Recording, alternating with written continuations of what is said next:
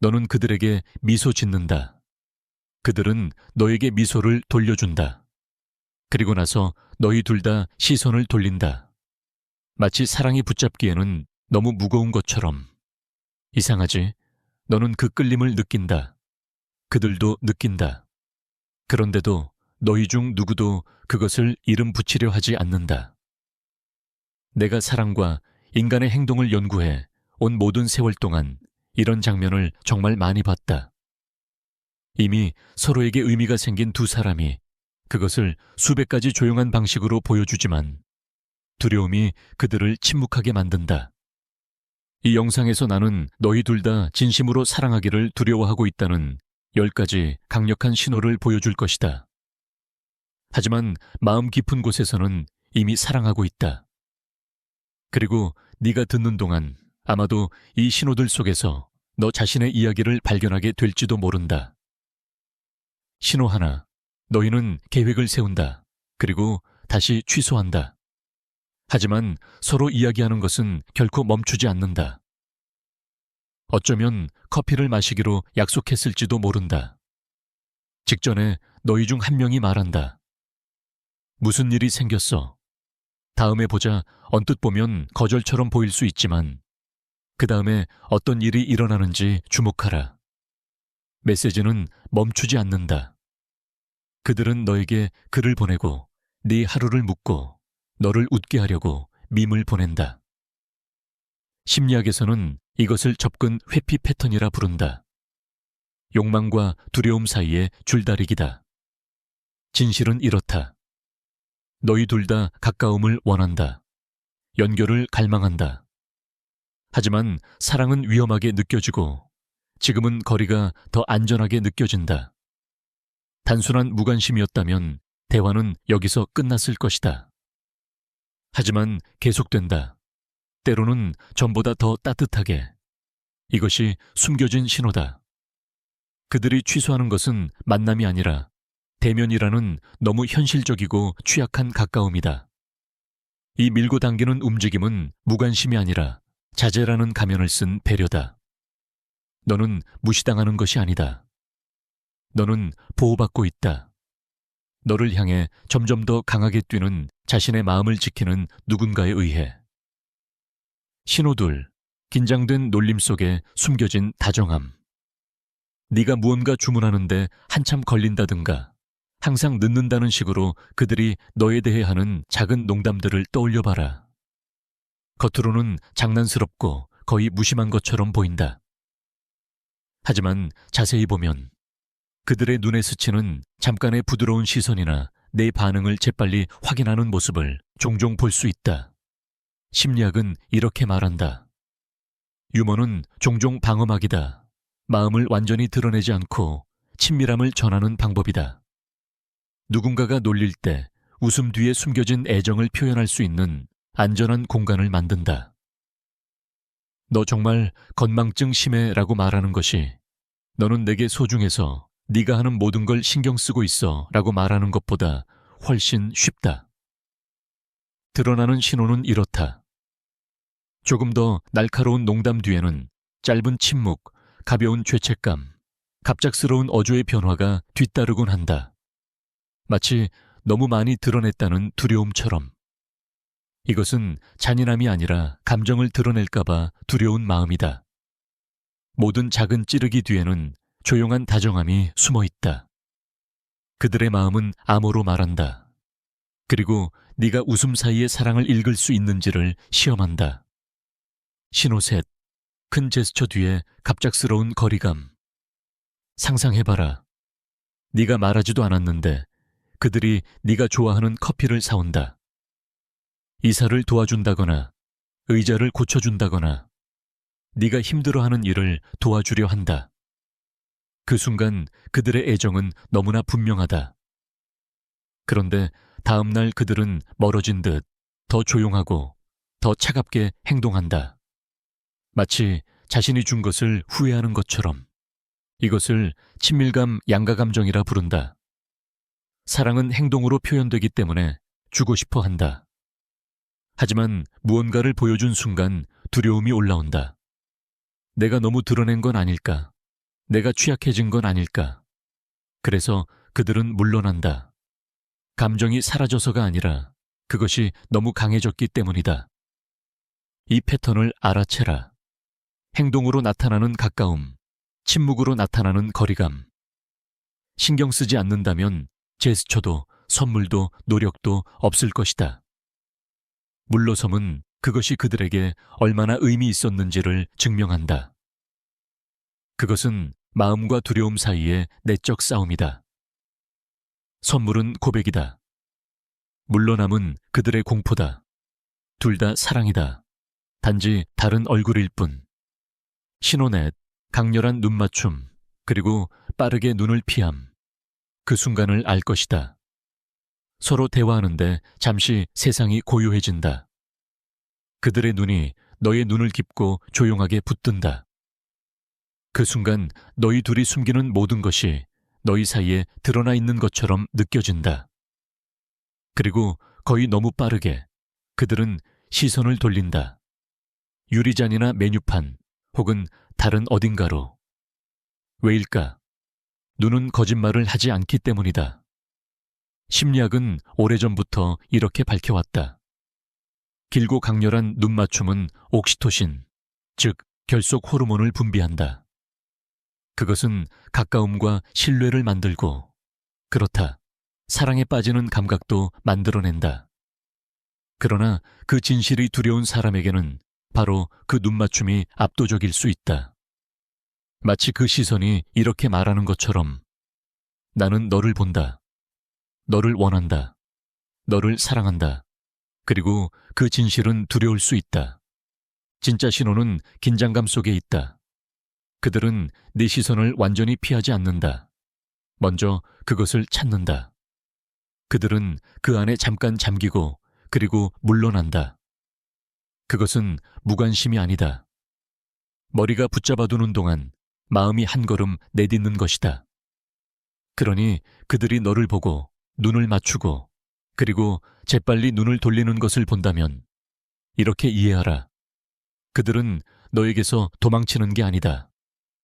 자신의 감정을 부정할 수 없는 거울에서 도망치는 것이다. 신호 5, 작은 보호 본능, 그러나 어떤 명칭도 없음. 사람이 많은 곳이나 일상 속에서 잘 관찰해봐라. 길이 붐비면 너보다 반걸음 앞서 걷는다. 자신의 걸음을 너의 속도에 맞춘다. 집에 잘 들어갔는지 메시지를 보낸다. 이런 제스처들은 무심한 것처럼 보이지만 그것은 돌봄의 조용한 언어다. 심리학에서는 이것을 행동으로 나타난 애착이라 부른다. 누군가가 사랑을 말로 표현하는 것을 두려워하더라도 그들의 본능은 종종 그것을 드러낸다. 보호는 애정의 가장 깊은 비언어적 신호 중 하나다. 그것은 너의 안전은 내게 중요해 라는 말을 사랑해 라는 무게 없이 전하는 방식이다. 하지만 여기 모순이 있다. 그런 순간들 후에 그들은 종종 물러난다. 관계를 정의하는 것을 피하고 우리 같은 표현을 두려워한다. 왜일까? 그것을 말로 하면 지속적이고 취약하며 두렵게 느껴지기 때문이다. 그래서 그들은 너에게 이름 없는 안정감, 설명 없는 애정을 준다. 그러나 진실은 단순하다. 사람들은 자신에게 의미 있는 것만 보호한다. 그들이 잠시라도 보호자의 역할을 맡는다면 그것은 우연이 아니다. 그것은 그들의 두려움의 틈새를 비집고 스며드는 사랑이다. 신호 6, 네가 잊어버린 사소한 디테일을 기억한다. 무심코 말했던 것들을 생각해봐라. 어린 시절 좋아했던 간식이나 항상 널 진정시키는 노래. 몇 주가 지나고 그 이야기를 다시 꺼낸다. 차 안에서 그 노래를 튼다. 네가 스트레스를 받을 때 바로 그 간식을 내민다. 너는 이렇게 생각한다. 어떻게 그걸 기억했지? 그건 예의가 아니다. 선택적 주의다. 숨겨진 애정의 가장 강력한 신호 중 하나다.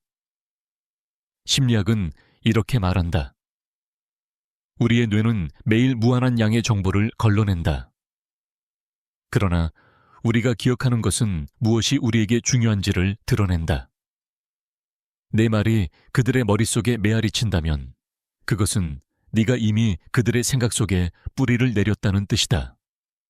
사랑을 두려워하는 사람들은 이런 세세한 것들을 종종 조용히 마음속에 간직한다. 그들은 절대 이렇게 말하지 않는다. 네가 내게 소중해서 기억해뒀어. 대신 말없이 말하려는 듯 작은 행동으로 그것을 보여준다. 그러니 누군가가 네가 잊어버린 사소한 것들을 기억하고 있다면 그것을 가볍게 넘기지 마라. 우연이 아니다. 두려움이 그들의 입을 막아도 그들의 마음은 이미 함께 쓰고 있는 것이다. 7번째 신호, 질투, 그리고 빠른 사과가 뒤따른다. 그것은 아주 미묘하게 일어난다. 네가 어떤 직장 동료를 조금 자주 언급한다. 그들의 목소리가 달라진다. 아마 이렇게 농담할지도 모른다. 아, 그 사람이 그렇게 웃긴 사람이야. 그리고 잠깐 동안 그들의 가면이 내려간다. 질투는 분명하다. 하지만 곧바로 웃음, 어깨 으쓱임, 낮은 목소리로 미안, 그런 뜻 아니었어. 가 따라온다. 심리적으로 질투는 통제에 대한 문제가 아니라 두려움에 관한 것이다. 소중한 것을 잃을까봐 두려워하는 마음, 자신이 대체될까봐 두려워하는 마음. 누군가가 사랑을 고백하기를 두려워할 때 질투는 의도치 않게 그 감정의 깊이를 드러낸다. 그래서 그들은 그것을 숨기려 한다. 네가 얼마나 그들에게 큰 의미인지 보여줘서 겁먹게 하고 싶지 않기 때문이다. 그 흐름은 명백하다. 순간적인 시샘, 그 다음 숨기기, 그리고 사과. 그들의 말은 진심이다. 깊이 하지만 네가 그들의 마음속에서 얼마나 큰 자리를 차지하는지 눈치챌까봐 두려워한다. 우리가 아무렇지 않게 여기는 사람들 때문에 질투는 생기지 않는다. 내 입에서 다른 이름이 나오는 순간 그들의 눈빛이 어두워진다면 그것은 우연이 아니다. 그것은 두려움이 다시 막기 전에 사랑이 방어선을 뚫고 나온 순간이다. 8번째 신호, 약한 진실을 나누고 그리고 갑자기 닫힌다. 어쩌면 너희는 조용히 대화를 나누고 있을 것이다. 그런데 그들이 갑자기 아주 개인적인 이야기를 한다. 어린 시절의 기억, 두려움, 꿈. 그 순간 그들의 벽이 내려가고 너는 그들의 마음을 본다. 하지만 곧바로 주제를 바꾸고 웃어 넘기고 아무 일도 없었던 것처럼 행동한다. 이것을 선택적 취약성이라고 한다. 일종의 테스트다. 그들은 자신의 진실 중 작은 조각을 내어주며 네가 그것을 조심스럽게 다루는지를 본다. 네가 그렇게 하면 그들은 안도감을 느낀다. 그러나 완전히 드러나게 될까 두려워 다시 물러난다. 사랑은 상처 입은 사람에게 위험하다. 너무 많이 보여주는 것은 상대에게 자신을 부술 힘을 쥐어주는 것처럼 느껴진다. 패턴을 주목하라. 열림, 후퇴, 부정. 그것은 신뢰의 부족이 아니라 신뢰의 시작이다. 그들은 네가 자신을 알아주기를 원하지만 작은 조각씩 통제 가능한 만큼만 허락한다. 만약 그런 순간이 너에게 있다면 그 순간의 가치를 이해하라. 취약함은 절대 우연이 아니다. 비록 그들이 자신의 말에서 도망칠지라도 그 말은 그들의 마음이 스스로 인정하는 것보다 더 깊이 너를 신뢰하고 있다는 증거다. 9번째 신호. 작은 미래 계획을 세우지만 큰 것들은 말하지 않는다. 그들이 미래에 대해 어떻게 말하는지 잘 들어보라. 다음 주에 그 새 카페 한번 가보자. 혹은 그 영화 개봉하면 같이 보자. 겉으로는 평범한 계획 같지만 그 아래에는 희망의 표시가 숨어 있다. 그들은 네가 자신의 미래에 있기를 바란다. 단지 큰 걸음에 대해 말할 용기가 없을 뿐이다. 심리학에서는 이것을 단계적 애착이라고 한다. 사랑이 두려움을 불러올 때 사람들은 미래를 작은 단위로 쌓아 올린다. 여기서 점심 약속 하나, 저기서 주말 여행 하나. 난 너를 내 인생에 오래 두고 싶어. 라고 말할 위험을 감수하기보다는 조각조각 꿈꾸는 쪽이 더 안전하다. 그리고 침묵 또한 의미가 있다. 우리 같이 살까? 나 5년 뒤 우리는 어디에 있을까? 같은 질문을 하지 않는다. 원하지 않아서가 아니라 거절당할까봐 두렵기 때문이다. 작은 계획은 작은 감정이 아니다. 그것은 연필로 조심스럽게 써내려간 사랑이다. 그들이 네 생각을 내일로 옮겨놓을 때마다 그들의 마음은 속삭인다. 아직 영원히 말할 준비는 안 됐지만 이미 느끼고 있어. 10번째 신호. 정말 중요할 때 그들은 곁에 있다. 어쩌면 새벽 2시, 네가 힘든 순간을 보내고 있을지도 모른다. 그런데 그들은 예상치 못하게 나타난다. 혹은 네가 무심코 나 좀 벅차 라고 말했을 뿐인데 조용히 그리고 도와주려는 마음으로 옆에 서 있다. 질문도 큰 말도 없다. 이것이 감정적 신뢰성이다. 모든 거칠애가 사라질 때 진짜 감정은 말이 아니라 행동으로 나타난다. 그들은 아마 관계에 이름 붙이는 것을 피하고 로맨틱한 표현도 피할 수 있다. 하지만 인생이 무거울 때 그들은 너를 선택한다. 본능적으로, 망설임 없이. 이것이 가장 깊은 신호다. 사랑의 본질은 함께 있음이기 때문이다. 그들이 가져다주는 커피나 보내는 메시지에만 있는 것이 아니라 네가 필요로 할 때 곁에 있어주는 그 방식 속에 있다. 비록 그들의 두려움은 멀리 떨어져 있으라고 속삭일지라도. 그러므로 그들이 계속해서 나타난다면 이렇게 이해하라. 사랑은 이미 두려움을 이겼다. 그들의 존재가 그들의 고백이다. 어떤 말보다도 더 크게. 우리는 여기서 무엇을 배울 수 있을까? 사랑은 언제나 시끄럽지 않다. 때로는 불안한 웃음 속에, 취소된 약속 속에, 작은 기억 속에 숨어 있다. 두려움과 사랑은 종종 나란히 걷는다. 하지만 네가 이 신호들을 알아봤다면 착각하는 것이 아니다. 그 감정은 진짜다. 아무도 말할 용기가 없더라도 그것은 이미 존재한다.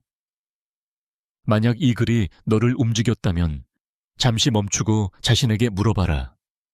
어떤 신호가 너의 이야기를 떠올리게 했는가? 댓글에 남겨라. 너의 말이 같은 감정을 느끼는 누군가에게 용기를 줄 수 있다. 그리고 사랑, 끌림, 그리고 사람들이 애정을 드러내는 숨겨진 방식에 대한 심리학적 통찰을 더 원한다면 좋아요를 누르고 채널을 구독하고 알림을 활성화해라. 때로는 가장 작은 신호가 사랑에 대한 가장 큰 진실을 드러낸다.